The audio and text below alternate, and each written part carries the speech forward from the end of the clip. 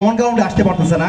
কয়েকদিন আগে ডুয়েটের শিক্ষার্থীর বাসায় দেখা গেল যে বিএনপির 200 জন নেতাকর্মীকে হামলা চালিয়েছে। এই ধরনের এক পাল্টাপাল্টি আক্রমণের মধ্যে আপনারা কিভাবে আসলে ঐক্যমত নিয়ে আসবেন সেটা আমাকে আসলে বোধগম্য হচ্ছে না। মাননীয় স্পিকার তারা বলছেন যে আকাঙ্ক্ষা বাস্তবায়ন হচ্ছে না অন্তর্বর্তীকালীন সরকারের। মাননীয় স্পিকার আকাঙ্ক্ষা কিভাবে বাস্তবায়ন হচ্ছে না? তারা ছাত্রলীগ কৃষককে নিয়ে আসছে। মাননীয় স্পিকার ছাত্রলীগ কি নিষিদ্ধ হয় নাই? তারা কি খবর পড়ো নাকি? ছাত্রলীগ তো নিষিদ্ধ হয়েছে, আপনারা আসলে কি দেখেন না?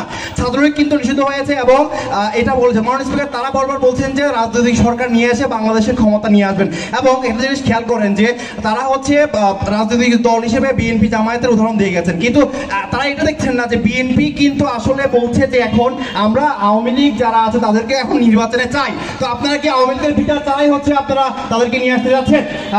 জনগণের ম্যান্ডেট নিয়ে আপনারা নিয়ে আসবেন। বারবার বলছে যে জনগণের ম্যান্ডেট নাই, জনগণের ম্যান্ডেটের সাথে পরে জেনেছি জনগণের ম্যান্ডেট অন্তর্বর্তীকালীন সরকার নাই। মাননীয় স্পিকার